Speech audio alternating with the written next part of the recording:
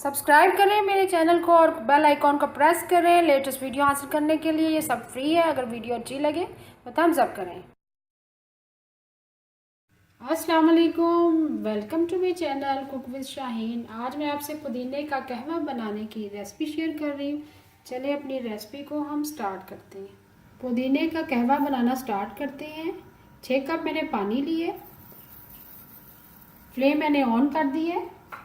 सबसे पहले इसके अंदर हम ऐड करेंगे सौंफ, 1 टीस्पून भर के।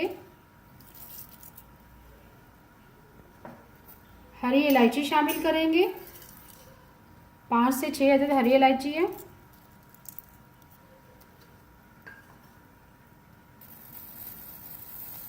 एक चुटकी हम चाय की पत्ती शामिल करेंगे। देखिए 1 चुटकी, इससे ज़्यादा नहीं, वरना कलर डार्क हो जाएगा। और उसके बाद हम पुदीना ऐड करेंगे। पुदीना हम डंडियों समेत शामिल करेंगे। ये देखें अच्छी तरह से मैंने धो लिया है। 4 से 5 अदद डंडियाँ शामिल करें। पुदीने की डंडियों समेत हम शामिल करेंगे पुदीने को। साथ ही हम चीनी शामिल कर देंगे। चीनी हम शामिल करेंगे 1 2 3 4 5 एंड 6 टीस्पून मैंने शुगर ऐड कर दी है। आप अपनी मर्ज़ी से चीनी कम या ज़्यादा कर सकते हैं।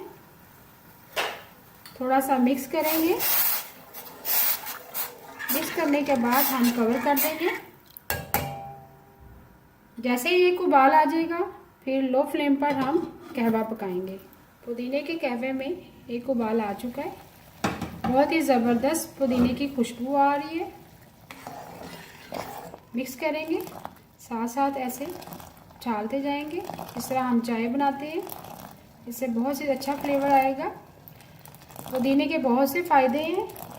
ये स्पेशली बच्चों के लिए बहुत ही मुफीद है। जब उनको कैप वगैरह की शिकायत हो, मतली की, और हाजमे में बहुत ही मुफीद है। कोलेस्ट्रॉल कम करता है। और जो लोग मोटापे का शिकार हैं वो पुदीने का कहवा बना के इस्तेमाल करें। और जिन लोगों को भूख की शिकायत है, भूख नहीं लगती, वो ज़रूर पुदीने का कहवा पिए, उसका इस्तेमाल रखें। ब्लड प्रेशर के लिए बहुत ही मुफीद है। अब मीडियम फ्लेम पर हम पुदीने का कहवा रेडी करेंगे। अब कवर कर देंगे। तकरीबन 10 से 15 मिनट में हमारा पुदीने का कहवा रेडी हो जाएगा। पुदीने का कहवा हमारा 15 से 20 मिनट से लो फ्लेम पर पक रहा है।